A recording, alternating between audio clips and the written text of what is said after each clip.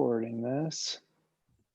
Awesome. So yeah, tonight we're doing mentor panel on all things lighting.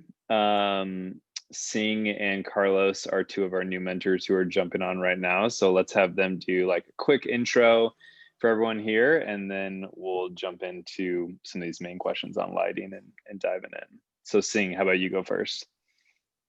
Hey guys, Sing Yam. Nice to meet all of you. Been in LA since 2009. Came from Virginia. Went to school in North Carolina. I said this to the guys earlier. Went to school to be an editor. Didn't like polishing turds, so rather shoot images. That might be a pain in the ass for editors, but came out to LA in 2009. I started ACing and gaffing just to meet people, and then started shooting music videos. Did a lot of music videos. Still do them every once in a while, but mainly focusing on narrative now. Awesome. And Carlos? I'm Carlos, based in LA for the past 4 years, originally from Argentina. Moved to the States in '98 with no papers, a big dream. Had to sell cowboy boots in order to start studying in New York. And I started doing camera assisting, gaffing, and then eventually started shooting in 2006. Awesome. That's my path. Love it. So we also have another mentor, Laura, who I think might jump on tonight, but we're going to shout out her on Instagram sometime this week as well. She was shooting though today. But yeah, tonight we have a bunch of questions you guys dropped on Slack. We have some other questions we threw in here just as kind of like a high level approach to lighting. Feel free to use the chat kind of throughout too though, and let's kind of keep follow-up questions going as you find stuff interesting or want to know more from someone specifically. Cool, so let's start off just general approach and thought process to lighting, and we'll kind of start with like on location. So when you're walking into a space, when you're scouting, let's start off with just kind of those high level, what are the first couple of things you're thinking about and trying to figure out as you're on a scout and thinking about lighting on location. And Mike Reyes, you're first. Oh no. It's kind of hard. I think out of all the mentors here, I might be one of the on the scrappier side, just because the budgets that I get sometimes aren't the greatest. So I have to work with like bubble gum and like saran wrap. But still the same idea goes for like whenever I walk into a space, I'm trying to make the least amount of work as possible for everybody, because my fault is I'm a lazy person, and I want something that's quick. I want something that's close to what I want to get, and I want the G&E crew to be able to do it quickly. So I try to paint in broad strokes. I try to use as big lamps as I can, pushing through whatever windows as possible, because I find that whenever I throw up a big frame inside of a location, when I just put a big wall of light, it always looks weird to me, as opposed to like light being shaped by doorways and hallways and whatever you can use the architecture for. So I'd say maybe that's the first step. It's like I look at the place, I look at what it's doing naturally, and I just try to smash it with light and just kind of work my way back. I'll ping pong off that. I'm pretty scrappy too, Mike. I've lit with Home Depot lights and stuff. I still do.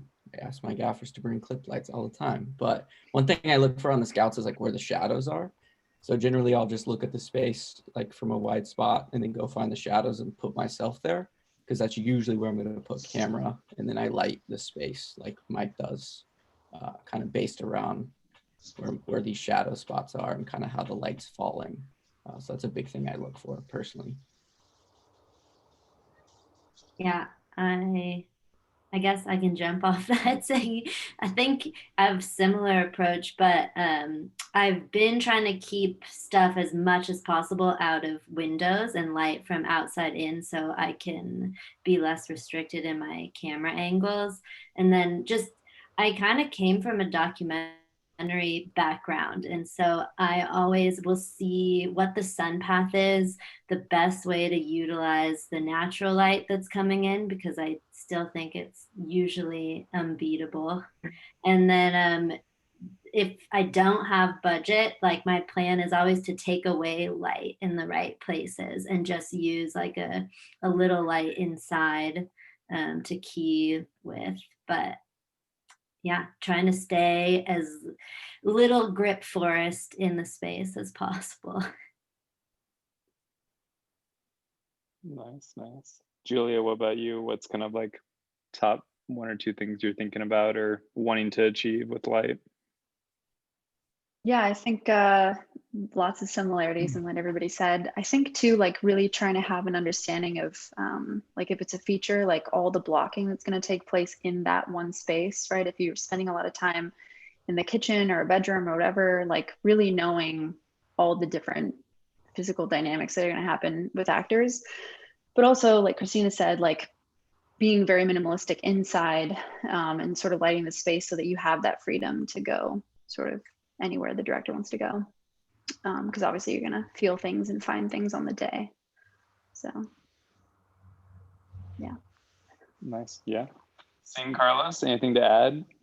What else are you thinking? For me, basically a lot of the work that I do involves celebrities or pop stars or stuff like that. And that is the first thing I have to contemplate, who I'm shooting and what their expectations are, basically, you know. A lot of times one cannot really shoot the way that one would love to, because their expectations and their team, their managers and their agents, and it's like the million of people that are right next to you looking at what you're doing is probably going to dictate a lot of the way that you light.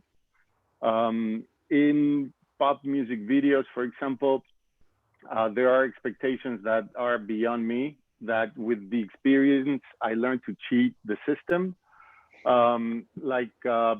For instance, everyone loves breezy lights, and on every single music video that I've done that involves, you know, a pop star, I had by default ordered, you know, breezy.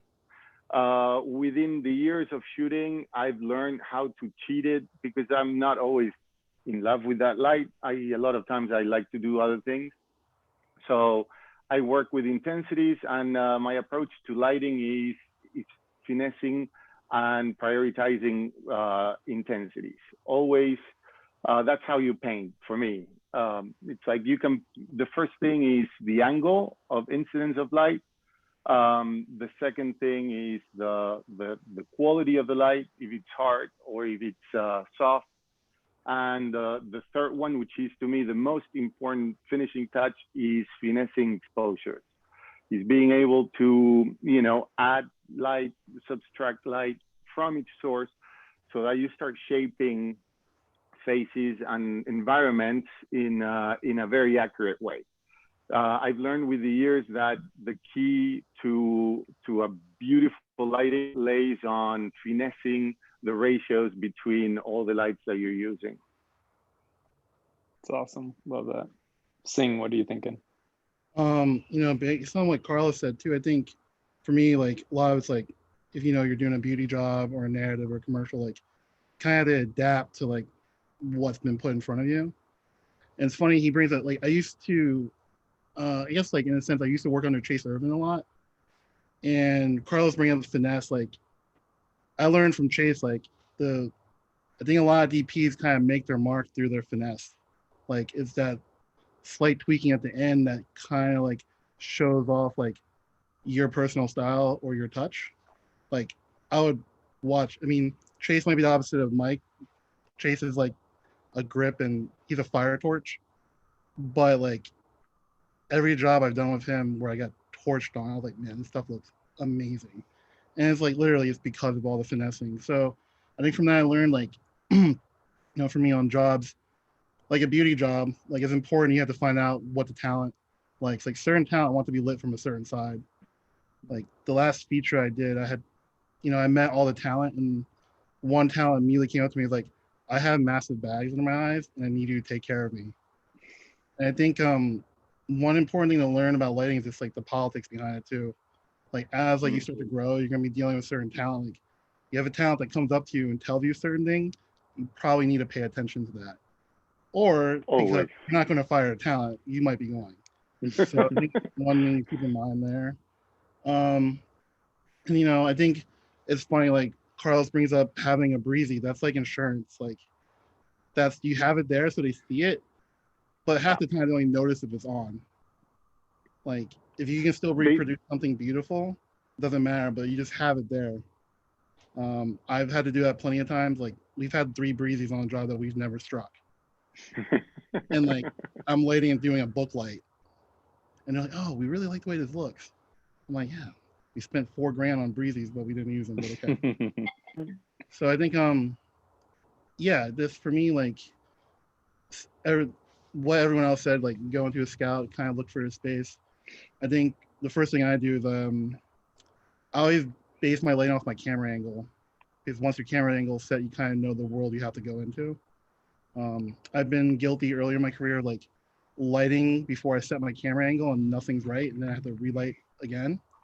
So try to work smarter, not dumber. Totally. Saying, Mike Enos just asked everybody, what is a breezy light? I'm sending a link in a second. Nice. I was looking at Jake beat us to it. Nice one, Jake. Sorry. I had to look it up too. I forgot that it's that dome thing, but totally. And Monster Lighting is the place to get it too. Yeah, and sorry. The thing about the breezy is basically the umbrella, the angle of the umbrella, and the material of the umbrella. That's what makes that light so special. It's been, mostly glamorized and glorified by still photographers. Mm-hmm. And we had to basically translate that light into film, because all the celebrities and actors and actresses and musicians start really loving how they look when they're lit by that, which most of the times they are lit by that, but they are Photoshopped, more than anything. For sure. It's basically like it's like a spotty soft light in a sense, because it's like parabolic, so it doesn't bounce around as much, but it's like a very focused beauty light. I mean, it's like the same principle, kind of like an umbrella in a sense, but more refined. Yeah, and it's massive. So, well, they also have there are different sizes. Ones. Oh, right. I think the one thing to understand, if you have to use that light, it's very fragile. They're not robust lights. Like I've had more problems with them going down, especially when you're like out in the elements. Like, I had to use one out in the desert with like bikes flying around, and I was like, dude, this light's gonna go down in like one take. Yeah, I mean, it has its purpose. I don't think the light has many purposes outside of being a beauty light, though. True. So it's not exactly the most efficient light to have on set. For sure. Cool. Yeah, I'll just add to that. I'm shooting with Shaq tomorrow, and there's like 2 agencies and way too many spots coming out of it. And Carlos, what you're saying is exactly what I'm dealing with. Like, I will try to light it the way I want to, but I will only have X amount of minutes. And if I'm resetting for another angle and it takes longer than 7 minutes, Shaq's going to get up and like, we're screwed. So I've been given very clear guidelines on what I can and cannot do tomorrow. So it'll be good. But cool. Let's keep going. One of the conversations that's happened in a few different ways on Slack and even on some of these calls is relationships with gaffer. So let's just keep it high level. Like it can be everything from travel crews where you're getting to know someone brand new to how you speak to them, how specific general you are. Let's throw it to, how about Julia? You start us off just talking about relationships with gaffers. Yeah, I definitely have like my go-tos. in Los Angeles and a couple other cities that I shoot in often. And I think I had a hard time in the beginning when I started traveling a lot and working with people who in smaller towns who may not know the units as well or be as proactive. I had a hard time like when producers would be like, let me give you my people, as opposed to like a DP recommending someone that's actually been on the ground with them and in the trenches and worked with them. But yeah, I look for people who don't work from the neck down. They actually like are very proactive and bring opinions. I'm very like collaborative. I don't call every single thing. The people who do work with me a lot know what I like, know that I love really soft keys, like things like that. They just know how to, you know, prepare for the asks that I'm going to ask for. So yeah, some crew gaffers, key grips that are very proactive and you know, have opinions, and they're constantly looking at, you know, I think it's important to have the support so that your keys can see the monitor and be able to like actually, you know, contribute, and they're not just running things outside or from the truck and things like that. Like they're actually having a say. I think is really important.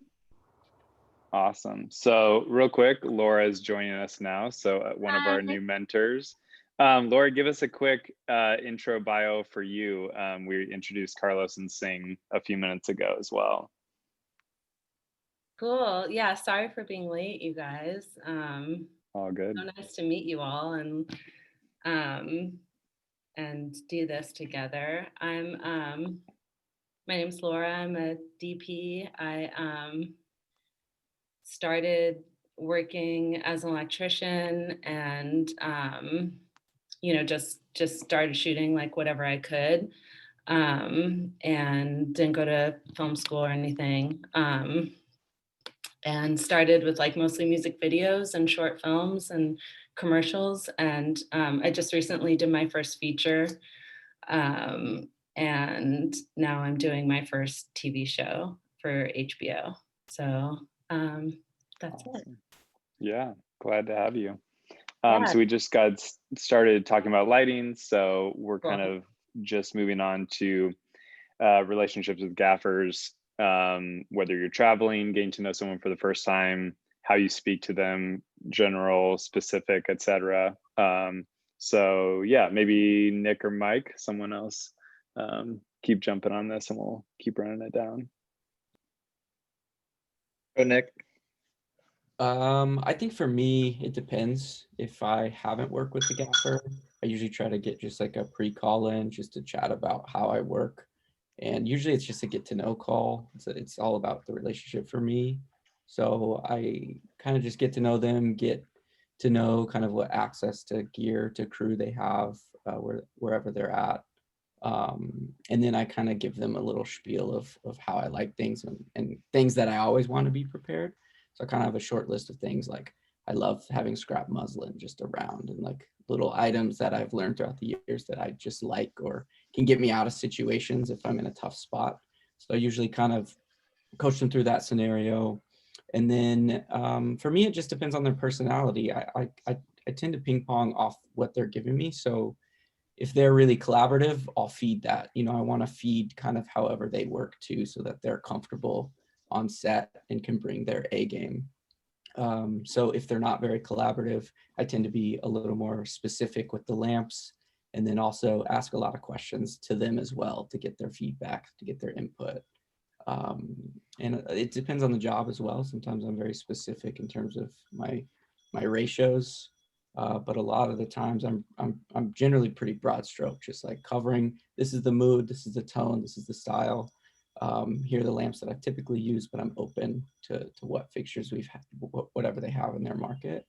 Because I've learned over the years, like Carlos said, I think it's a lot about intensity and diffusion and things you're doing non-specific to the fixture. The fixture helps, but you can get away with a lot of things without the proper gear or the sky panel. You can use a Gemini. You can, you know, there's a lot of things that can replace certain things. Maybe not a Breezy, but there are. No, a Breezy as well. Yeah. Like there's a Braun it's color. overrated. Yeah, there's a few parabolic things you can replace it with, but yeah, the Breezy is overrated. But that's how I tend to do it, is just chat with them. It's really broad stroke generally, And then I get specific when I need to as well. But I tend to search for people who are collaborative. I like that. With a producer, I'm like, hey, I need somebody that has access to gear or crew or who's recommended. I tend to not go blind on Rex too in different markets. Yeah, I think, well, my ideal situation is I work with pretty much the same gaffer here in LA, like all the time, which I'm really lucky to be doing. It's like I treat my crew like it's like a traveling circus. I try to bring on the same people every time, just so that we can all dial ourselves in and then work really fast. With my gaffer here in LA, we work together so much that he just kind of gets me. And we don't have, like, for him, I don't call out units. I just do broad strokes, just like Julia said. But when I'm working somewhere else with a gaffer that I haven't met before, I tend to get pretty specific, because I've been bitten in the past where I try to approach it very collaborative as well, the same way that I work with my gaffer here. And everything ends up in the wrong place, and then I look like a complete dumbass. So I think everyone works a little different in different cities, but I've found that the more specific you get with people that you don't know, in my case, ended up turning out a lot better, as opposed to just letting them have it and running with it. But generally, my ideal situation with a gaffer is I'm able to collaborate with them and talk about more of the intensity of the light rather than the actual light itself. That's great. Carlos, maybe talk about the situation you're in right now in Detroit. Like, what's your thought process going into explain maybe the context of it?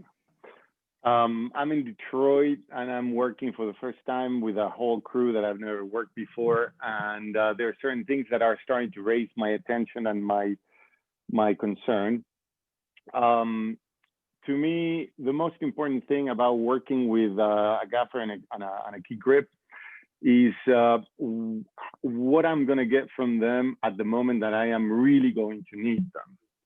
That is something that on every job, there's like, moments of a lot of demand and stress, and there's moments of, a lot of relaxation and nothing to do.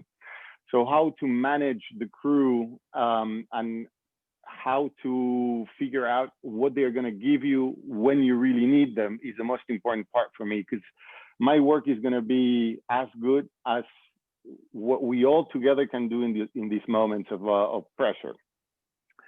So if you start, for instance, demanding a lot of things that because they don't know you, consider that they are useless, you're going to lose them from the very beginning. So right now, for instance, it's like, these guys are not answering my emails. They are probably judging me because of the way that I speak, and, they're super American, and they see someone like me who has been confused many times by a homeless going to sets for real. It's like all of a sudden, it's like, I have to deal with these type of situations in a very funny way.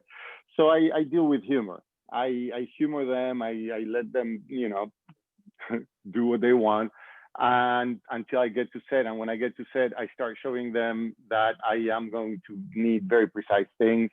And I start, really trying to make them feel like, we are a team. Little by little, what I try to do is earn their trust and earn their respect just by working harder than anybody else on set, and also by not making mistakes. When you light, generally you can try different things. When you try different things, the communication with your gaffer is really important. Let your gaffer know if you know what you're after, or if you're not. It's okay not to know what you're after, and it's okay, to admit that. Make your gaffer a part of that. Make your gaffer know that you are not quite sure what to do with this setup, so that this person that you're working and collaborating with actually feels that you need, him or her, and that, they start feeling part of a team. Another really important thing to me is like to get to know their crew. their crew is your crew. If the crew starts feeling like you're beating them up for no reason, you're going to lose them. And at moments where you're going to need to rush, because everyone is going to look at you when makeup has issues and you wait for wardrobe for an hour and a half or 2 hours. At the moment that everyone is on set, ready to shoot, if the light and the camera is not there, you're responsible for makeup, wardrobe, art, and everything. So the pressure is on you. And that pressure, you know, if you have your crew, that pressure is going to be a little bit easier on you. If you lose your crew, you're done. You're going to struggle because, you know, you're going to think from every direction that you can possibly think of. Having the crew on your side is really important, to me at least. Especially the way that we're shooting nowadays, where it's like you have tens and tens and tens of setups in very little time. And they're, you know, some setups are really complex and massive, and you really have to, you know, to rush through everything. That's good. Laura and Christina, anything else to add there of your experience or relationships with gaffers, your crew? Hope, I think you're muted. I was muted. I came up in production, so it was, you know, I didn't come up through the camera department. I always knew I wanted to DP, but I would kind of write down everyone's lighting setups from the production office. I would come out and I would look at what was going on, and I would talk to the gaffers. And that was kind of when my relationship started, trying to figure it out. And one of them told me, always hire someone that knows more than you.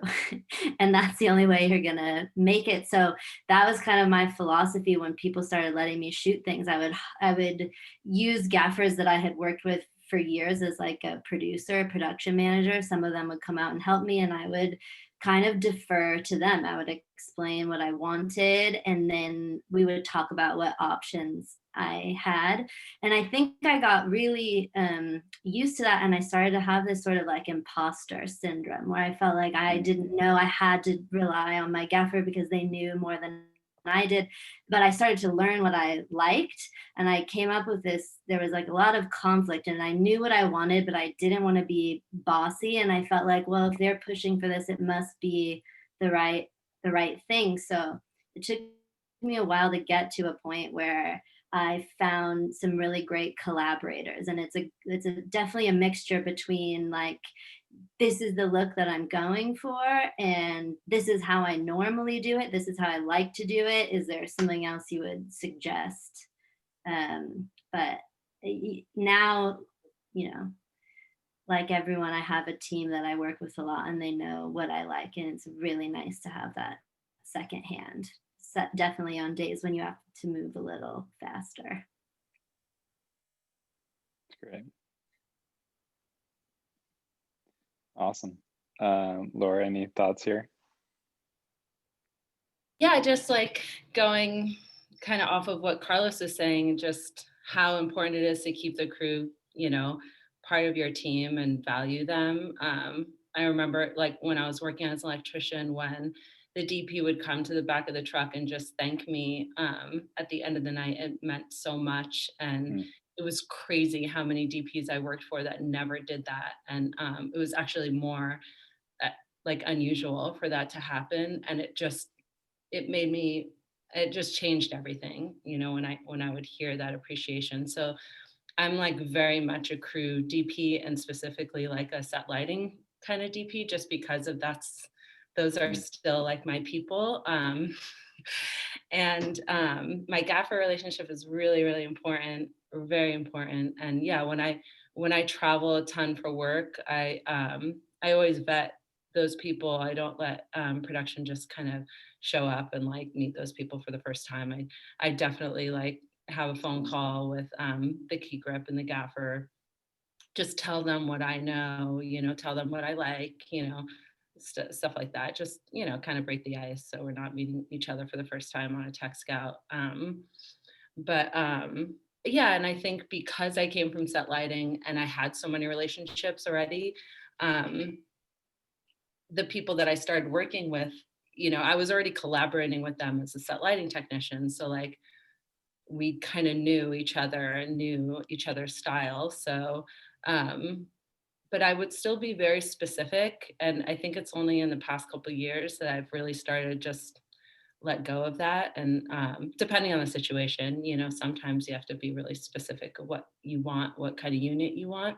But now, like the gaffer I'm working with right now is just so incredible. And we just talk about quality of light mostly, and like color and, you know, stuff like that. So it's a lot more vague and artistic and all, like not that it wasn't artistic before, but it's become a lot more like I rely on him for what he does, what he's, you know, and I'm not at all like I used to be, which was like very specific about the units I wanted where. And you know, unless I have like a very clear, like specific quality that I want, and then I'll just say, yeah, you know, this is exactly what it is, and I'll have a plot. But in general, it's very vague and more about like light quality. Like I want this hard daylight, or you know, soft moonlight, things like that. Awesome. It's great. All right, cool. So let's do, we'll go a little bit quicker through some of these others. So maybe like one or two people touch on it based off what the question or thought is. Let's talk about meters for a little bit. Who uses them? How do you use them? I don't really. I have one that I'll bring every once in a while, but someone who maybe does use them, talk about them a little bit. Or does anyone use one here like regularly? I use mine pretty regularly, to be honest. Since I shoot a lot of film too, I'm constantly metering stuff, and I love to know where my ratios are at. So that's a big thing, is I'll just quickly check ratios so that it's reference for the next scene, or try to keep things consistent for a spot or a narrative piece, or even music videos. So yeah, I use it a lot for film, and just to kind of understand, even digitally, understand where I'm at. So when I am shooting film, I can kind of understand those dark to light things a little better. Yeah, and explain real quick, just in case, how you check ratios with your meter. Like, what does that actually look like?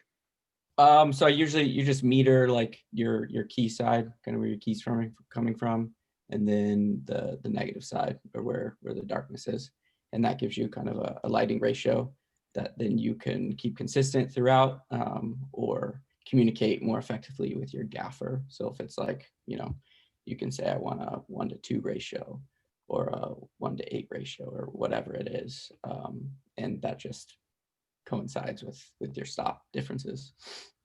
Awesome. And it allows you to have, you know, more contrast, less contrast, etc. Yep. Anyone else? Does anyone scout with a meter, like checking ambient consistently? And like windows and stuff. Sorry. Oh, go ahead, Julia. Or who said that? You go, Mike. It's all good. I bring the meter on every scout, and I meter the shit out of everything, but I cannot tell you how many times when we start lighting, I'm like, none of that stuff. It's like we're going so fast that I can't even like reference it. But I've started to use my meter a lot more because I got too reliant on false color. So I'm kind of like Nick now, where I'm just constantly metering. If just for like self-education, actually, like it does a great deal of just teaching you, if you like your setup, you know exactly where your ratios are. So yeah, it's taught me also not to be afraid of the meter, because sometimes you'll meter and it'll be like under, and you're like, oh shit, but like in reality it's fine. So a lot of the learning has come from just like, oh no, this is okay, like I can trust this, or, you know, learning where I like things and not being scared of the meter as well. I always land at 0.7, and that's when I'm happy. Exactly, that's a good one. Without fail, it's always 0.7. I'm like, okay, it's in a good spot now. And Julia, what were you saying about windows?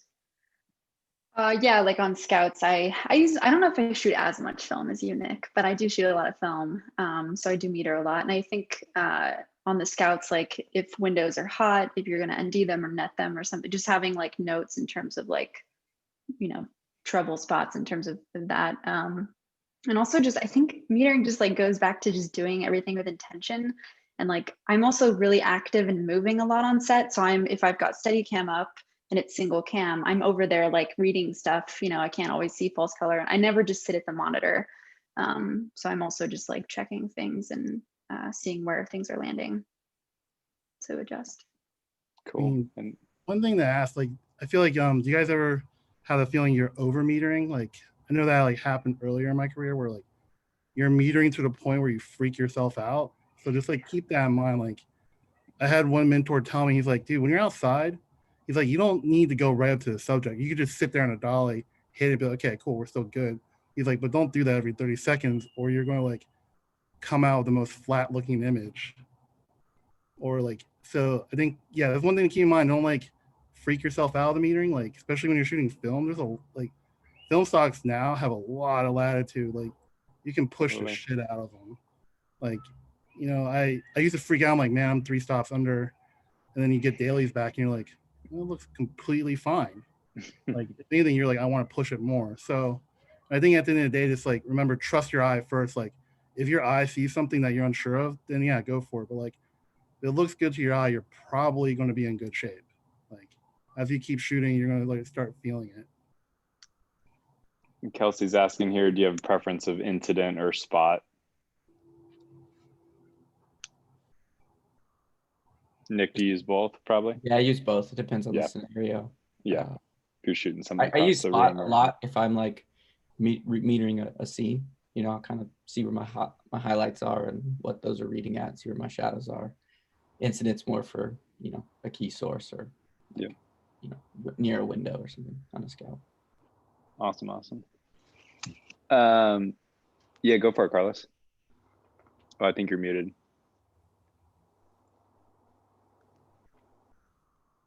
One really important thing I want to say about using the meter at the beginning of one's career is to build confidence, is to know exactly what you're doing and what registers and what doesn't register.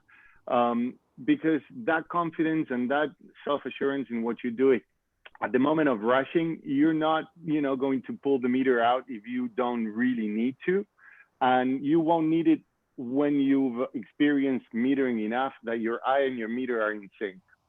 That is something that I would encourage everyone at the beginning of their career, regardless of what you do, meter until you get tired of the meter and actually you can, you know, read before your meter tells you what it is. That confidence is something that in the moment where you need to rush, and you are going to rush throughout your career, whether you are perfect in what you do or not, it just comes with the job. It's going to give you that immediate reaction and an instinctual reaction that is going to save the shot or even save the day. That's great. Awesome. Cool. Let's move on to lighting through windows, since that's such a huge thing when you're on location, especially. Maybe Laura, if you want to start us off here, like just talk about your like approach, whether it's on Scout, to, you know, window treatments, diffusion units. Just kind of talk us through maybe the do's and don'ts in your mind of lighting through windows. The do's and don'ts of lighting through windows.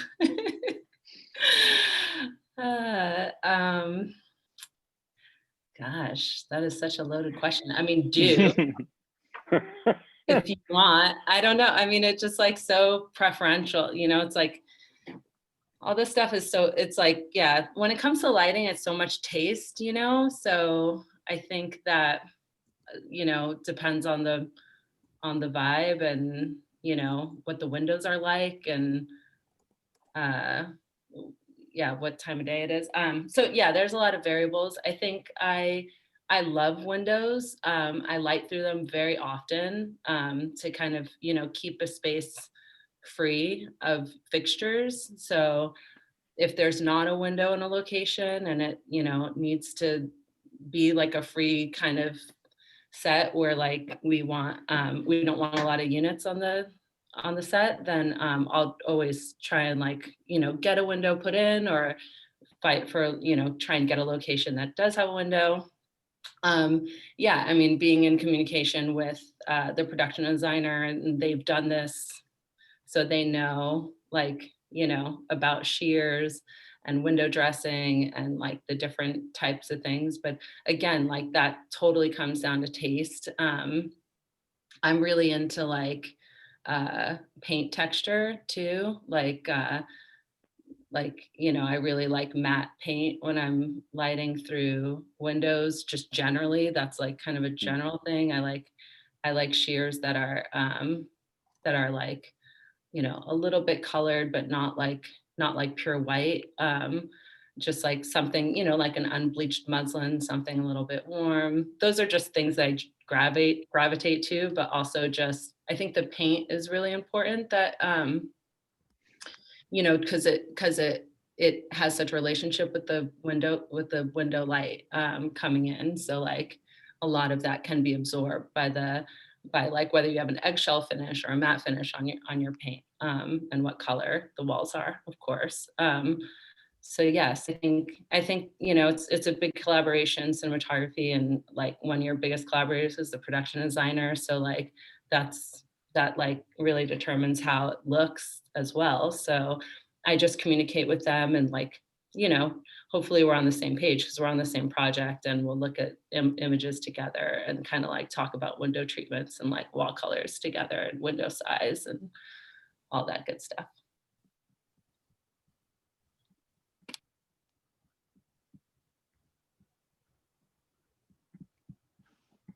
Who else? I know you all have thoughts about this. Yeah, Julia, you were mentioning like netting or inding. I'd like to hear what you personally like when you treat different windows for different scenes, like kind of what are your go-to methods? I think that would be helpful. Yeah, I use a lot of windows a lot. I feel like common things that I do are like, and I think we were going to talk about using big units, like bigger and bigger units. And I think this is one of those instances where the bigger the better for me. And the space outside a window is very important. Like the height you can get, is there an awning? Like how far away can you go? So that you can then shape and talk about intensity and quality and all that stuff. And you have room to lose in terms of intensity. In terms of ending and netting, I do netting a lot. I remember my mind being blown when my key grip would throw a net flush against windows to cut outside because it's invisible, you don't see it, and it takes it down without dealing with shiny ND gel or anything. So that, if something's not, obviously if you're pushing something through and you're gonna net it, then you're obviously cutting. But in terms of, if that unit is hidden and I'm seeing a wall or some sort of background outside that's really hot, I can then cut that down, but also still kind of give direction to the sunlight. So that's something that I do a lot, is netting windows in terms of, what's outside.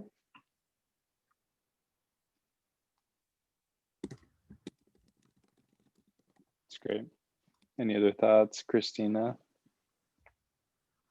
Yeah, the feature I'm prepping right now, it's been nice to collaborate with the production designer as much as possible. But even like, trying to ND down windows, the windows are too big in order to see the seam. So we're having him, fake that there's a center pole in the post of the window in order to like hide the seams. And I think it's always great to see as many options from the production designer for shears, because the color of the shears and the quality of the shears are going to affect what you are able to push through the window and how it wraps around and how much it glows the room and if there's a color cast through it. So I try to be as like Julia was saying, as collaborative as possible and send things back and forth with the production designer instead of just kind of trying to explain what I want. And I like to see examples of what they're going to bring, and then we can talk about what's best together. I'm seeing this question about hard gels like ND hard gels or like colored gels.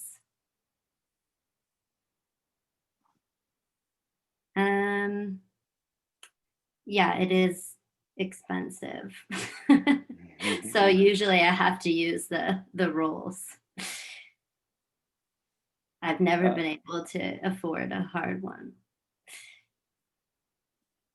Let's kind of go into diffusion here a little bit too. Maybe Carlos or Sing, how do you kind of, what do you like to do if you have a go-to kind of light unit and diffusion setup? I'd say personally for me, diffusion, I don't like plastic diffusion. I've always been more about cloth, so like grids, muslin. Probably the only plastic I use is opal, if anything, and that's usually just like usually doubled up with something else. I think it's a preference thing at the end of the day with that. I mean, I don't like plastic ones because I feel like there's like a certain sheen that comes off of it. That's just my personal taste on it. So yeah, I'm like you guys ever used White Duve before?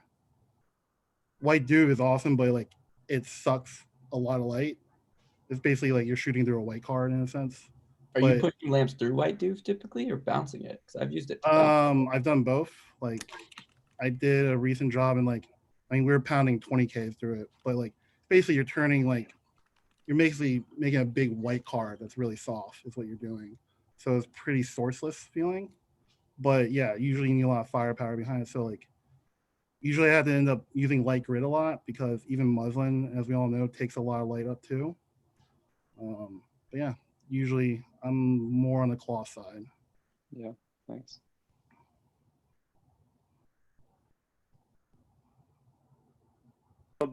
Me, I go a little bit everywhere. There's times that I like, quarter soft frost. I used to hate, going with plastic diffusions. Nowadays, I tend to work a lot with hard light. And when I work with hard light, I just used either Hampshire or an 8x8 quarter soft frost, which I love. And what I've learned about the plastic diffusion, it's all about the focusing. They all have a focusing point, and it's a matter of finding it. It's like when you find that center where it's like all the rays of light converge, the punch that you get from it, it's really something really beautiful. At the same time, if you put the subject further away from that point, you're going to get a little softer effect. You just have to play with it and figure out what you like. I find that in the moments that I need to rush, the first thing I call is for a 250 4x4 frame. It is my go-to. I give it no second thought. I know what I'm going to get at the distance that I need it. And that's generally when I get into like a really fast close-up that I need to be a little bit more pleasing without having to be very, without overdoing the lighting. I just, bring that 4x4 250 and it's always giving you something that gets you out of the way and out of trouble. I love massive, big sources. I love to build, like 20x12s and 12x40s even with maxi brutes and sometimes even they'll diffuse them. It depends on what you want, and it's like for massive scale stuff, that is something I love to do. But at the same time, I do have to say that more and more I'm loving the opal and the Hampshire feel with it. It's something that I was very concerned and even afraid of using hard light at the beginning of my career. I always thought that using hard light was a little bit of an amateur kind of thing, and now I find myself that was like how ridiculous was I when I was thinking that. Because some of the most beautiful things I've been doing are really hard light. Cool. So let's look at a couple of these. Jake was also asking, what's your go-to small package, a few units if you want flexibility but need to be fast in a smaller space? what's kind of like a quick answer or two for that one. Do you have one, Carson? You've been so diligently posting. Trying to keep it going. I mean, let's see. If it's small, what was the question? It's a small package, few units. I mean, if it's small and there's no budget, I would love an M18. I would love maybe a sky panel or light mat, depending on how much kind of output we need. And then maybe like, you know, some practicals with squeezers. So I mean, tubes, a lot of my guys, gaffers definitely have tubes, especially if we're more in like a music video world and we need some more RGB options as well. But yeah, I think some softer sources like a light matter sky panel that usually move around for mediums, close-ups, and then if possible, one or multiple HMIs, basically as much money as they have at that point to start getting the bigger units.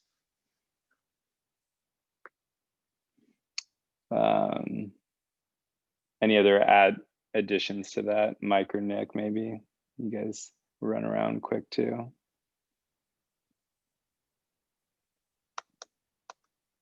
I guess it kind of depends because like, you know, every location is different. It's hard to roll around with like a specific small package, but you know, if I don't have to light through any windows, it'll always be like there will always be Astera tubes on the truck. Mm-hmm.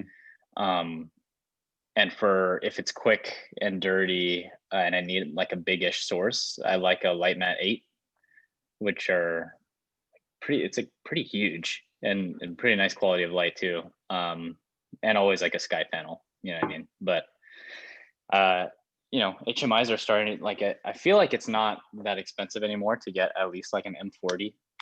So if you spend your money on that, if you're lighting through a window or something or need horsepower like that can go a long way too. All of that. Sure. I think another thing I'd add is like a Joe Lico or yeah, totally regular old tungsten Lico. Those things are great because you can use them hard or you can bounce them. Mm-hmm. Second, what Nick says, like that, and like par cans are always super useful too. Like I always use par cans weirdly all the time. They're like That's such great. a good tool, Love that. and they're really Cool. cheap. Cool. We're gonna Also get to a flashlight. Oh yeah, there you go. A flashlight it's really important to have a really strong flashlight that you can pull out and, you know, do a ping in the eye or just put it through like, you know, some light diffusion and get you out of the way. I've lit short films and parts of pretty big music videos just with a flashlight. It always brings something weird and fun. What flashlight do you recommend, Carlos? Yeah, Now I have to go on Amazon right now and buy your exact one. I'll send you which one I have. Drop it in the chat. I love it. Yeah, I'll send you. I'll put here a link. Cool. Julia, Laura, any additions to smaller setups?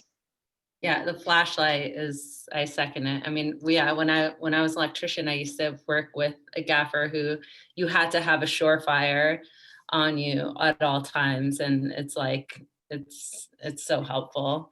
The Surefire like focuses and mag lights are great too. I mean, you should have a I always carry a tungsten one and an LED one because the LEDs like will flicker if you're off speed.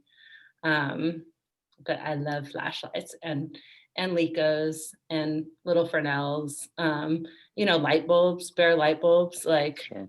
When you have no money, like basically you can go to Home Depot and spend like, you know, $100 and get like clamp lamps are great. You can build a snoot for them out of cardboard. And so, yeah, like bed sheets, clamp lamps, fluorescent tubes are great, flashlights, light bulbs. That's awesome. Park cans. Laura, I think it's funny that you mentioned like just Home Depot stuff because how often, I'm gonna throw this to all the mentors, how often do you have like a whole like a 5 ton of lights, and then you just like have one lamp with like a 60-watt bulb, and Yeah. you're just like, ooh, that's it.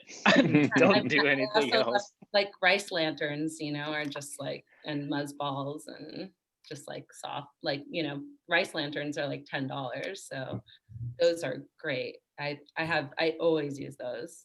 Like they're beautiful. So, and they're super inexpensive. That's Yeah. like my favorite light, probably. I think having a variety of light bulbs in wattage is the Mhm. best thing you can have Yeah. for no money. My gaffer always like jokes about how many lamps we can fit in with nobody noticing. And we counted in the movie Seven, and in Brad Pitt's apartment, there's 17 lamps, but you would never know because it Amazing. just looks beautiful and doesn't matter. No one's counting lamps except for us. That's awesome. Cool. Okay, so I kind of want to jump to, so we have a couple questions about night exteriors, just big day exteriors, bigger units, etc. So I'm going to try to screen share here and throw up some of these images, and let's just talk through kind of reverse engineering some of these. A couple of these our mentors have shot, and others are just frames that we pulled. So we'll start off with this one. This is Sing, this is you, right? Can you see this? Yeah. So yeah, I shot this on the beach at night. I had a really interesting conversation with my director on this shot because basically in the story what's happening is this guy goes to Mexico to pick up his friend's dead body, and he has a moment where he just follows these locals out to the beach, and I was like, hey man, it's like, is there a fire or anything out there? And he's like, no man, it's like, it's just gotta be lit by the moon. I was like, sick, we have no money.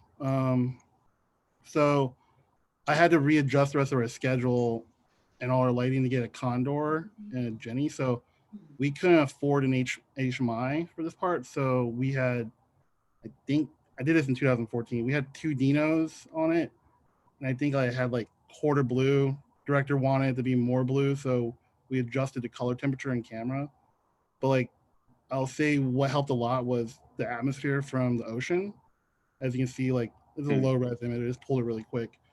But the hardest part was like, one, like we had to scout, figure out like how far we could get the lift behind them. So that's, I think we had us about 300 yards from where our talent is. And yeah, the Dinos are nice because you can also, because each panel you can tilt them so you can kind of like control the spread of them. And yeah, and then on the ground, I think I had a gem ball that had a Joker in it, and that was pretty much it. And then like a bounce card, so it's basically lit with 2 lights or 3 lights total. Yeah. And did you have any wider shots in this, in the coverage? Yeah, we did have wires, but it wasn't this way because Okay. the biggest problem was like when we went wider, like you'd see the ocean. And I was like, we Sure, don't have it's just black. bars. Yeah.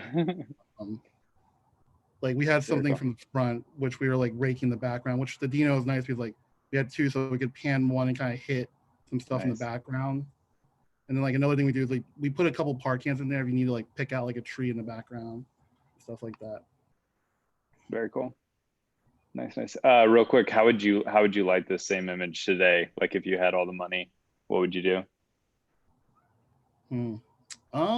To get this same look right here in this image. I mean, I'd probably still stick with the Dinos. I'm a big proponent of tungsten. If anything, I might maybe try to convince the director. It's funny, like when we get graded this, like you can tell, like it's naturally not that blue. It's kind of more like a silver white, and I'd probably not put as much blue on. Probably just like set it to 3200 and kind of let it be white from there. Finishing the grade. I think if I had more money, I would like there's that black spot on the left side there. I'd probably like to dig it a little deeper. Yep. But I don't know if I'd change too much I wouldn't use an HMI. I think the Dino is the way to go with it. Very cool. Nice. Cool. This is Carlos. I think this is you. If you want to talk about this one. These, sorry about the quality. These were shot underwater, and it's a single source. It's a 20 by 20 quarter light grid that's raised about 1.5 feet above the water, and there's 6 18Ks aimed towards the center of this tank, focused and spotted there, and flagged so there's no spill from the 20 by 20 from any hard light, and the only light that comes into the water is what's coming through the 20 by 20. I did not want to do a typical underwater shoot where you had like rays of light coming down. And for a previous experience of shooting underwater, I discovered that when you put any diffusion on top of the water and lying on the water, with the ripples of the water and the incident and the light inciting or hitting the diffusion, it still creates with the ripples sort of like soft beams of light. So what I decided to do this time was raise it up, so there was no contact between the water and the diffusion, and the rays were coming already diffused throughout the water. Dang, that's pretty cool. Okay, so we had a couple others. Or wait, this is Julia. Yours is somewhere right here, real quick. Yeah, so this is Julia's. Talk us through this one. Yeah, I realized I sent it in and I'm trying to remember what we did. It's also, it looks a lot darker on your computer, but maybe it's my laptop. Yeah. Shot this somewhat recently. It's on film. Tons of night scenes. The bane of my existence are night exteriors. I had a couple 4Ks. I think there's just one of them on the right that's sort of keying and watching the house. Everything inside is actually just house lights, minus maybe what's behind her. I think we had maybe a Lico or a light mat or something, just kind of giving a little tungsteny glow. There's definitely like ND rolled up and stuffed in the porch light. And then I think there's like 2 8x or 12x of like Muzz and the 4K is actually booked through it for the moonlight. Nice. And then one thing my gaffer added, you can't really see it in this image, but he was like, there's trees above the house, and he went back in the backyard and like threw up some uplights so you can actually read the trees in the back, which is really nice. Very cool.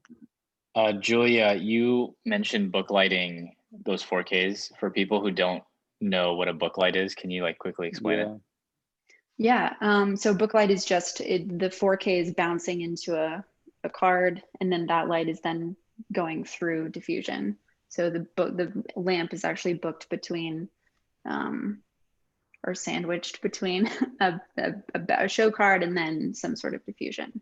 So it's like broken twice, bouncing and then broken. Awesome. I don't know if that made sense. Yeah, no, you're good. We'll drop in a link or two too if people. Okay, let me hit a couple more of these. We'll just do these pretty quick. So these were dropped in by people just asking for us to kind of chat through, reverse engineer this. Who wants to go? Maybe Christina? Muted again. I don't know what this is from or how they would have approached it, honestly. I mean, it seems like they definitely wanted to keep the room darker and mysterious, and I can't tell. It seems like they just have a practical on the desk and then something pushing down the hallway to back a chair. I don't know if maybe there was a window in the room that they either netted or blacked out or diffused. It feels like there is some window because there's blue light spill. it looks like they probably diffuse the window and then have something hard pushing up behind her. What's this Totally. from? Does anyone? Yeah, I don't know who posted it. Maybe drop it, or I can't really see the chat because I'm in this share screen, but Got it. Yeah, it seems pretty minimalistic though, but that's just, I could be wrong if anyone else has a different thought. I think your take was nice. All right, let's go here. This is a nice image. Laura, you want to take this? How you'd recreate this look? Another night exterior. If it's shot digitally, it could be like embracing what's naturally at the location. You know, with the light sensitivity of like video cameras now, it's like that location could be, you know, just what that looks like at night, and then probably have some sort of soft key on the left side of his face. Let's see, what would I use to light that? Maybe it looks like, you know, kind of music video, so, and he's on the move. So maybe like a light mat in like a gator or something, or, you know, a golf cart, you know, or someone just like, you know, walking with something that they can hold. But yeah, it's great. It's beautiful. Yeah, very cool. All right, let's hit a couple more here. That was Julia's. Nick, you want this one? Sure. They're probably just keying something harder through that window to kind of get the background level. And then I would probably have something furthering that window light a little bit above her. Something, it looks like something semi hard, like if it's a light matte, it has a lighter diffusion on it because there's kind of a pop on her forearms. And then that's all just like furthering down to her face. A lot of haze is picking up that contrast in the room too. So you're seeing into the shadows where you probably wouldn't much if you didn't have that diffusion in the room as well, which I mean haze diffusion, not cloth. What kind of source would you have put on that back wall if you were trying to recreate that? Depends like on actual unit. Yeah, it depends on what I'm working with. You know, probably like a 4K on something mid-range budget-wise. Just kind of high on a stand out there, kissing that background and the floor, and then you're furthering that window light to your talent further up. But this is a good scenario too on what I was saying, like scouting. A lot of the work's already done. They've really framed this nice by having the contrast towards camera, shadow side towards camera, using the window to create something in the frame that leads you down with lighting. It's nice. Yeah. Black and white helps too. Yeah, it's cool. Cool. How about Carlos? You want this one? This again seems to be, you know, a lot dictated by the location and the headlights of the car, and maybe has a little, you know, something coming opposite side of the camera, 45 degrees and kind of toppy. It seems to be fairly hard, although no extremely hard. If you can see on the shadow of the nose on his left side cheek, it's slightly diffused. So probably there was a single source there, and the rest is all ambience, it looks like. Yeah, that's great. That's a lot of nice that's what I would do. Yeah, that's what totally. I would do. And maybe the location had all those lights, or maybe they said, hey, like go punch in, you know, and add a bunch of those. Yeah, it seems that, yeah. Sorry, I pulled it down. No, it seems that, you know, it could perfectly be, because you see there's up there, there's also fluorescent lights. It's like they're everywhere. And, you know, I think they embrace these. Maybe I'm totally wrong, but. Nah, it looks good. It looks natural. Sing, you want this one?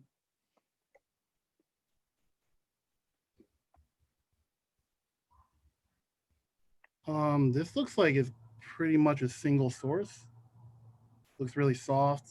I mean, I feel like if I was approach this, I'd probably use like a gem ball, to be honest. Might have to cut it down a little bit just so like because it falls off pretty quick over on the right side of the image. But the reason I pick a gem ball, I'm just looking at his eye and the source is really round or appears round. Gem ball is also one of my favorite lights. I love the quality comes out of them. Yeah, I'd probably go with a gem ball probably. What do you mean by cut it down?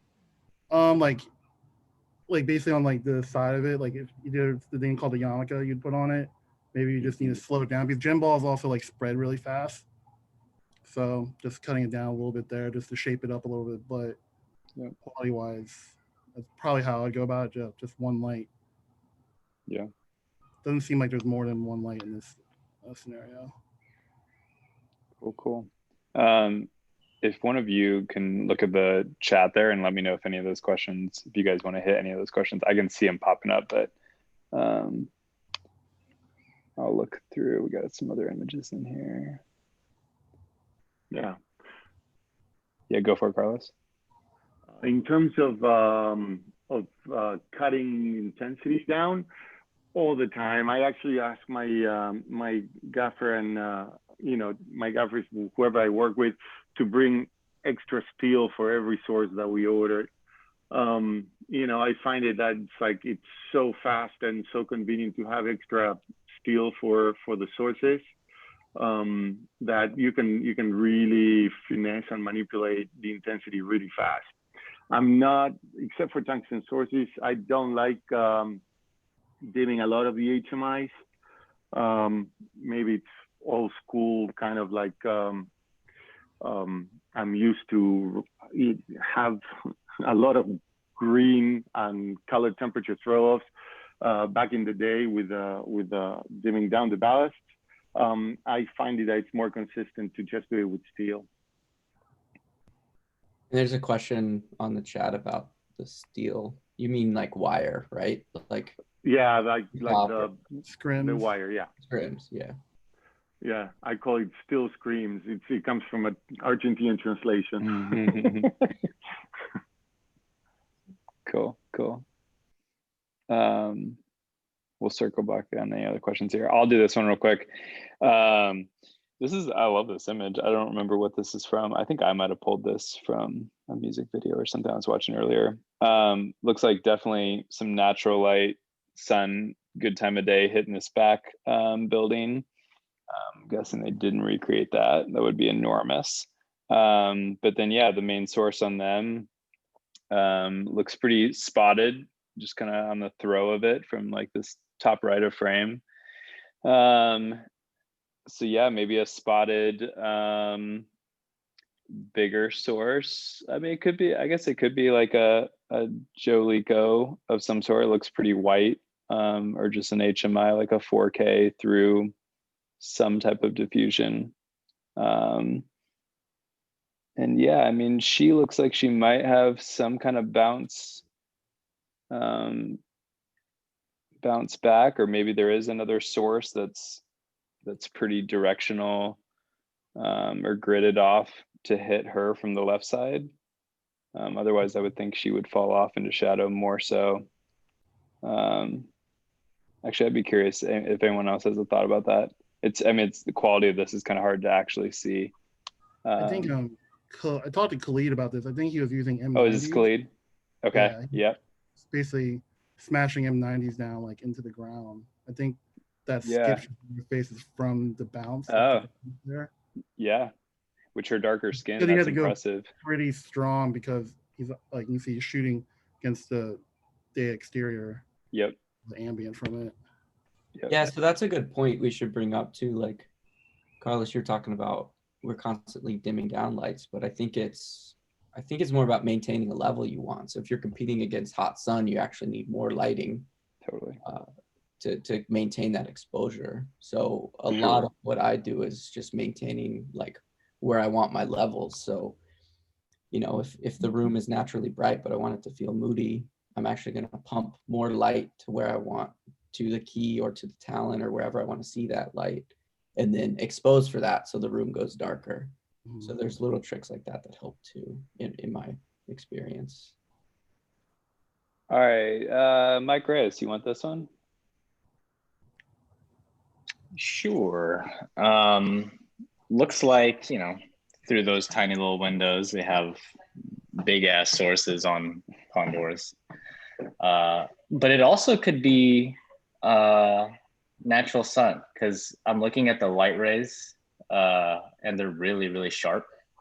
So, I mean, it can kind of be either or. Either they planned for it and got the sun exactly where they wanted, or just gigantic sources on condors. And it kind of looks like they're using the stadium lighting just as top light. And there could be, it honestly looks like that's just it.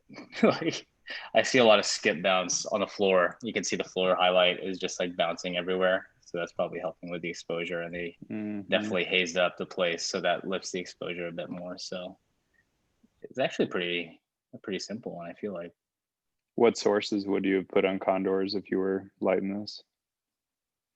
Probably RE Maxes, just like the 18Ks. Yeah.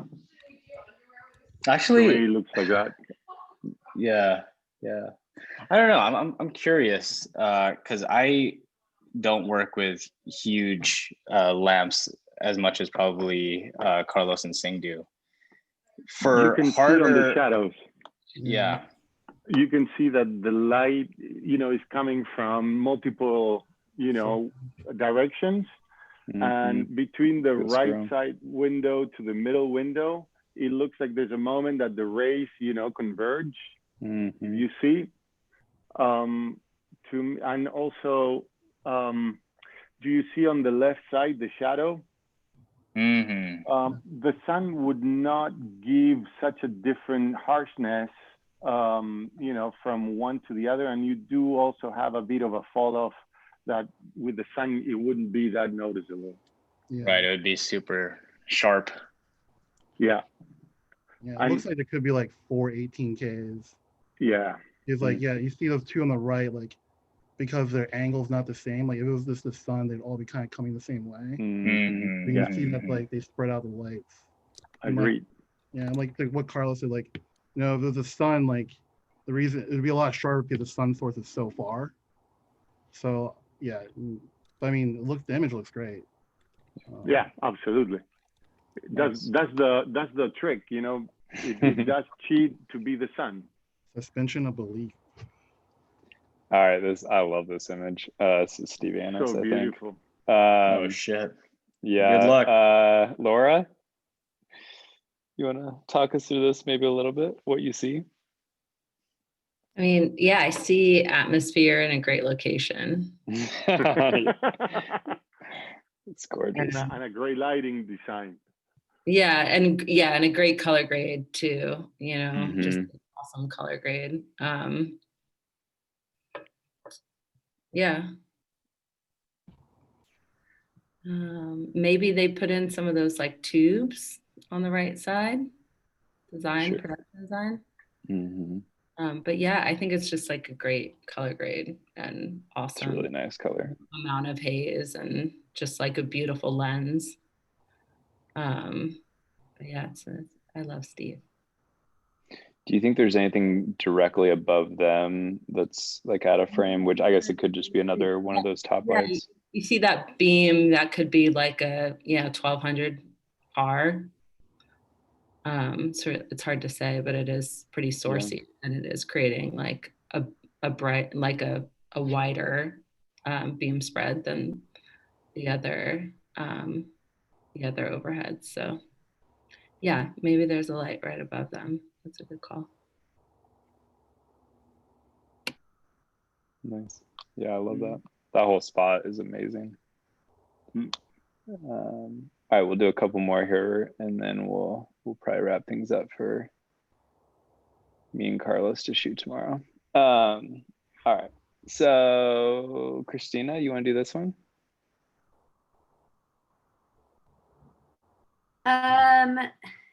Yeah.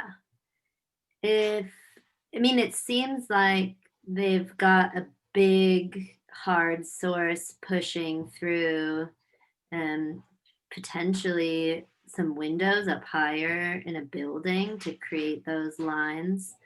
And feels like there's a fill from the left side a little bit, like something really soft and bounced, or that's what I would do. But it definitely looks like at least a M40 or something pushing through there. What do you guys think about this color too? I think it's coming from the top. It's like Yeah, top like a soft, and it's like you can kind of see the shadow right there on the bottom, like right there where it's cutting in. So it looks like right something here. up. Sure. Because it feels like it's from the top. If you look at the left side, there's like nothing hitting the left side of that building. So it's like feels like a street lamp of some sort, or like Like top and kind of frontal on that main wall. Yeah, and soft too. It's kind of just like filling in the shadow. Yeah, it's interesting. I like that. Where is that image from? This is, I'm trying to think of, this might be like Khalid shoot. It might be Khalid. I was looking through a few different, I looked through like some Steve Anna stuff, Khalid. I think one of these might be, oh, this is Rena. Rena Yang. This spot is hilarious, or this music video. Have you guys seen this one? It's like Kubrick. Yeah. Who wants to, someone hit this one? What do you think? I think that's just like a big 20K tungsten probably in the corner. And then it looks like she's rigged a bunch of smaller fixtures, whether they're park hands or Lecos, or I think it's all tungsten. It looks like film. I would assume it's all tungsten too. Just being in a studio, it's usually a lot easier to control levels and you have power to support it. So I would assume it's like some massive 20K in that corner. And then, yeah, just. I think Rena also put up her lighting diagram for this. Yeah, she did. Yeah. Oh, cool. She did. Anything else you guys remember from that? There are multiple park cans or whatever source was that, I can remember on the back side of that soft source up there. And I think there was a 4K or something like that, like an HMI also coming from that direction, but a little bit further away. Yeah. Plenty of atmosphere. Oh, yeah. One thing I found it interesting is that she flew that big rug up there. Yeah. You know, recreating a very single source, hard light of the moon, of the sun in the moon. You know, it's like she has light coming from many different directions at the same time, and she did a pretty good job making us believe that it's the sun, you know, hitting that alone. I think that's pretty interesting to take a look at. Cool. We can hit this real quick. So you got some practicals here, and then yeah, I mean 18Ks. Yeah, probably. It's what I did when I shot in a stadium a year ago. It was basically this distance. And I don't know if there's too much else going on. Yeah, looks like the stadium Muscos are doing most of the work on it. Yeah, I'd probably just turn off the stadium lights behind me as well. Sure. Yep. Yeah, we shot at what used to be the Braves Stadium for this Pizza Hut thing, and it was like half the stadium was like old lights, and then half the stadium was like brand new dimmable LED beautiful lights. And what worked and didn't work was like the biggest puzzle to figure out, because that was exactly what we were trying to do. Of like, how do we turn off this whole side? And it was a fun one. Okay, cool. We did that one. Oh, Oh, this, that's yeah. beautiful. Okay, hit this one real quick, Carlos. Oh, me. I think that's very very weird because it can be single sources coming through each of the windows. Slightly either because of the shadows. I think it's single sources coming from each of the windows. That it's not too far away from the windows themselves. You can also see on the atmosphere that there's a difference, quite a big fall off between the windows and the end of the beam right before hitting the floor. Mm-hmm. And you can also see on the floor lighting areas that from the bottom of the beginning, the closest to the left wall to the right wall, there's a big fall of intensity as well, which tells you that for that little distance, the sources probably were focused and spotted in. That's my guess. Totally. Any other thoughts here?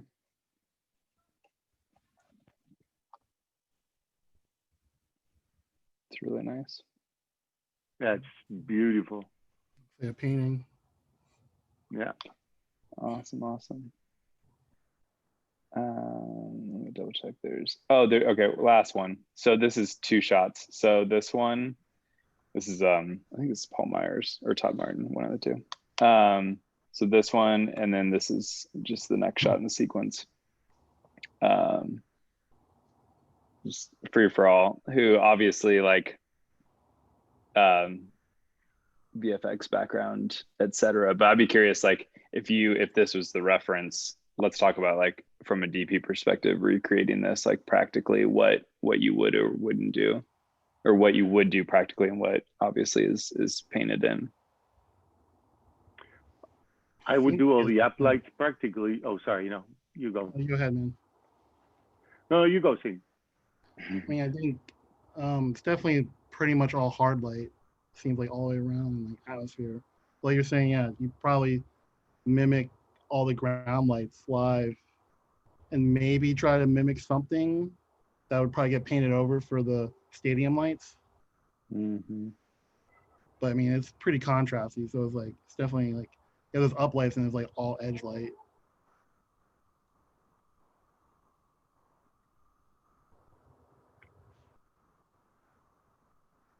Yeah, I think the question becomes what is actually practical in this frame? Like, is she doing the jump practically, or is that not?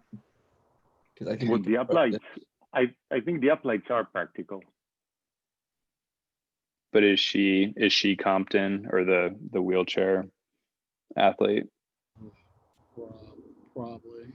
Yeah, I watched it earlier, and the rotation and like the angle here looked like a hair off. Plus, also, unless they actually are this, X Games athlete, which maybe they were. Production doesn't want that. Yeah. Is that a bike? What is that? Is that a bike? It's a wheelchair. A wheelchair. It's a wheelchair athlete doing a flip. It's a crazy spot. Have you seen the motion of it? Yeah, I'll drop it in Slack when we're finished here. There's one other shot from earlier in the spot. This one. Oh, that's beautiful. Yeah. This is Annis as well. Isn't this Paul? I think that's from. Oh, maybe no. You're right. Paul Myers, it is Paul. Yep. I talked to Paul. He said this was all natural when he just like lucked out. Was it really? I mean, dude, I saw this and I'm like, they added those beams in post, but that he just lucked out, got a lot of haze. He's like, dude, I only know what outside of that building looks like trying to light that. Oh yeah, I mean, like that looks. Mm-hmm. I feel like you give a gaffer a heart attack if you wanted that. That's pretty crazy. Awesome. All right, that's probably enough fun for tonight. Let me switch back to this. Cool. Any last final chat questions, and we can throw this on to. Yeah, we'll jump back. I'll save these comments and we can throw them onto Slack and see if there's anything else to to keep chatting about. There was one that I would say the CRLS system. I love it so much through Windows, the Lightbridge mirrors, but my grip hates it because you have to wear white gloves and they're very precious. But I do see a big difference between regular mirrors and them. Sometimes most mirrors, like through some sort of diffusion, can pull off the same thing, but I'm a big fan of them. Nice. Very cool. Sweet. Well, yeah, I think we'll wrap up things for tonight to let people get to sleep, especially us West Coasters right